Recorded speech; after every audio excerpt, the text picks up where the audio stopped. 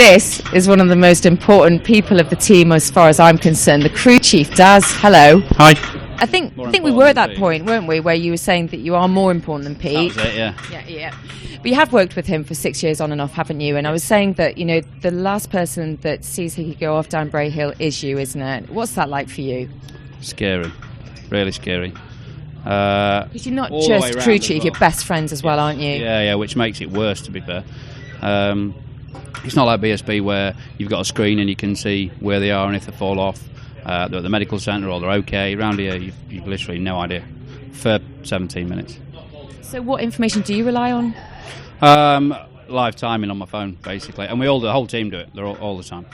Just keeping an eye on him. And sometimes it's not quite accurate and you lose your signal on your phone. And it's for that moment, you're like, you know, and then you see him and it's like, he's okay, so I think so. And where are you, in pit lane? Yes, yeah. Okay, so what do you enjoy the most about the job that you do within the team? None of it. Come on. You know, Daz, I know you've got a great sense of humour, but there must be something. Sense of achievement, really, to win. That's what we're all here for. We all want to win. Here's a little bit different. I still want to win. But if he comes home safe and the bike's all good, then I'm happy. He's going fast. Too fast.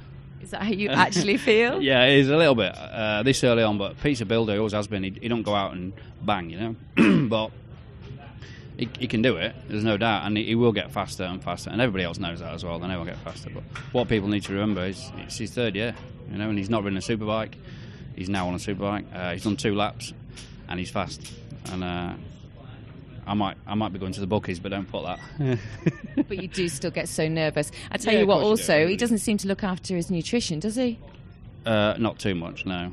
I do give him a bit of stick like that. His dad does as well, a lot. And I generally wind the job up a little bit as well.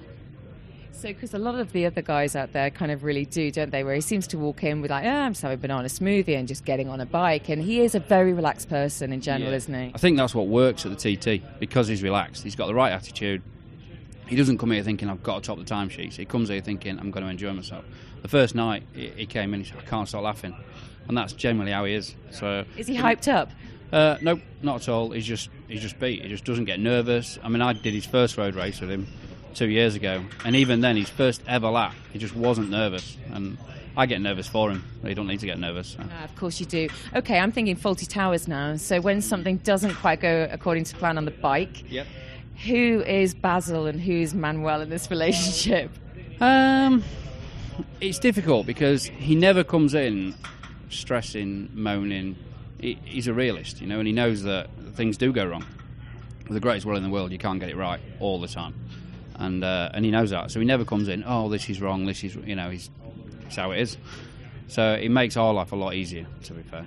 Should we get him in on this? Hicky, I think we need to have a word with you. Okay, I want you to describe your relationship with Daz.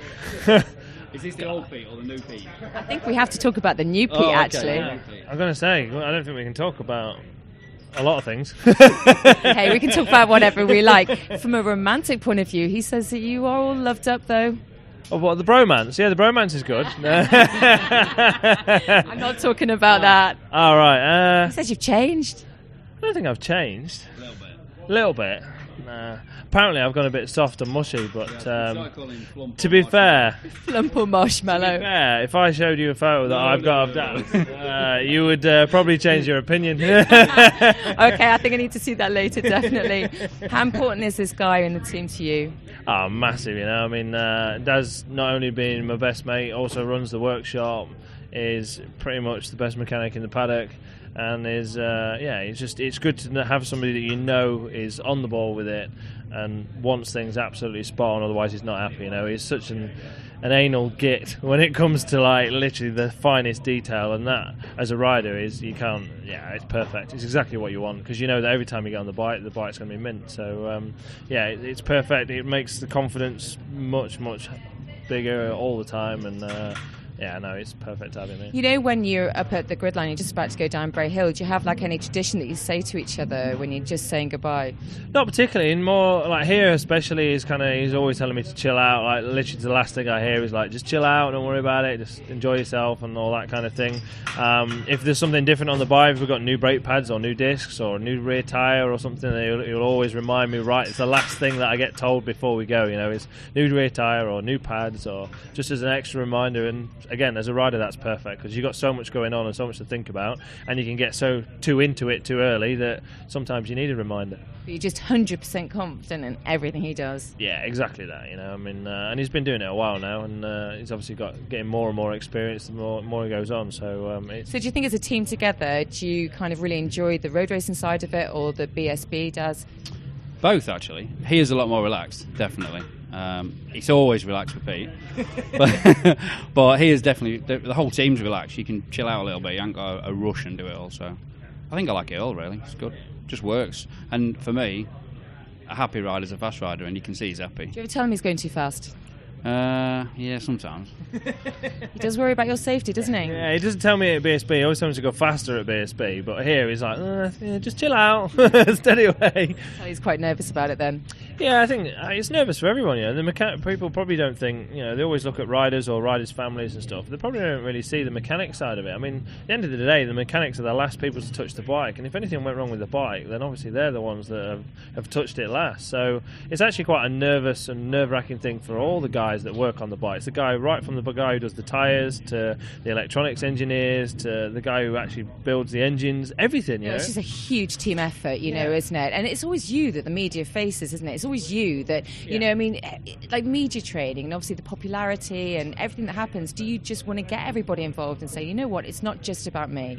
Yeah, I think if you look at my social media a lot of the time, I'm always making sure that the team gets mentioned and the boys get mentioned, because nothing happens without the boys, you know, and the girls as well. You know, I mean, the girls have been looking after the team, they're helping the boys, and the boys are doing all the work. So it's you know, it's a massive team effort, and a lot of people kind of think you turn up the night before or the morning before, roll the bike out of the van and ride it down Bray Hill, and it doesn't work like that at all. You know, there's been months and months of preparation going into it, and really late nights and early mornings a lot of the time. So I mean, even here, you know, I mean, it's quite relaxed here, but they're still flat out working. They're here early in the morning and they're here till 10 o'clock at night. So it is long nights, definitely. And it doesn't just stop here, does it? Because you just picked up, actually, you mentioned social media. Pete, you are huge on social media, but that's also really difficult because there's also a lot of criticism on there as well, isn't it? How do you deal with that?